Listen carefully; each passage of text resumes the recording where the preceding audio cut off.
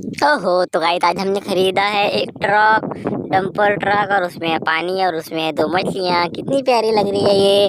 चलो इसे हम अपने घर पे लेके जाते हैं। चलो चलो चलो। ओह, ये क्या मगरमच्छ हमारा पीछा कर रहा है।